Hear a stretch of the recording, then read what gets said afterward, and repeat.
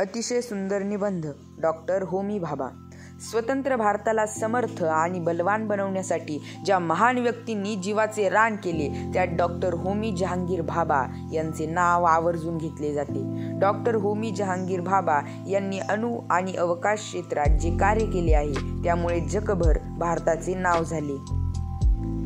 शालेय शिक्षण पूर्ण झाल्यावर होमी यांनी इंजिनियर व्हावे असे त्यांच्या वडिलांना वाटत होते, पण होमी यांनी आपल्या गणित आणि पदार्थ विज्ञान हे विषय आवडतात आणि त्यातच आपण करिअर करणार असे वडिलांना ठामपणे सांगितले.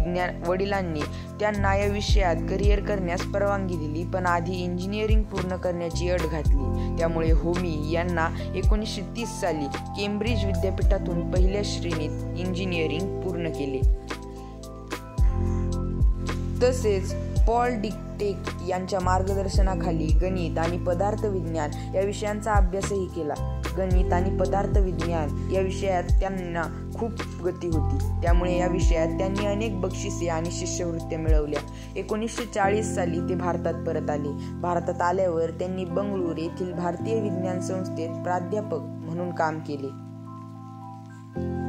1945 साली टाटा मूलभूत संशोधन संस्थेची स्थापना करण्यात त्यांचा मोलाचा वाटा होता. पुढे याच संस्थेचे ते संचालक बनले. संचालक असतानाही त्यांनी आपले संशोधन कार्य सोडले नाही. देश स्वातंत्र्य झाल्यानंतर 1948 साली त्यांच्या पुढाकाराने भारत सरकारने अणुऊर्जा आयोगाची स्थापना केली.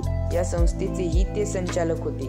या संस्थेत त्यांनी आपल्या संशोधनाला सुरुवात केली तेव्हा मूलकण, नवे सिद्धांत, नवे तंत्र उदयास आले. अणुऊर्जा विकास संशोधन खात्याने मुंबईत तुर्भे येथे देशातील पहिले अणुविषयक संशोधन करणारे केंद्र डॉक्टर भाभा यांच्या नेतृत्वाखाली उभे केले. त्यानंतर 1956 साली देशातीलच नव्हे तर आशिया खंडातील पहिली अणुभट्टी सुरू करण्यात आली.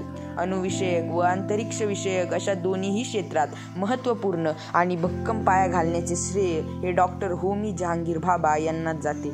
अणुशक्तीचा वापर विघातक कामासाठी नव्हे तर विधायक कामासाठी झाला पाहिजे असे त्यांचे मत होते.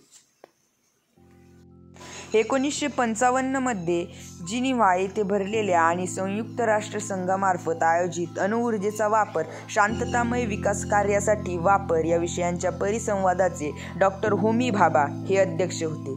या परिसंवादात त्यांनी अणुऊर्जेचा वापर अणुबॉम्ब तयार करण्यासाठी न करण्याचे आवाहन सर्व देशांना केले होते.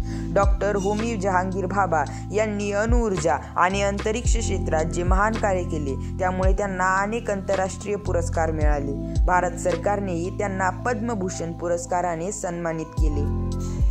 24 जानेवारी 1966 रोजी स्वित्झर्लंडमधल्या झालेल्या भीषण अपघातात या महान शास्त्रज्ञांचे दुर्दैवी निधन झाले. त्यांच्या निधनानंतर तुर्भे येथील अणुसंशोधन केंद्राचे नाव बदलून भाभा अणुसंशोधन केंद्र असे करण्यात आले.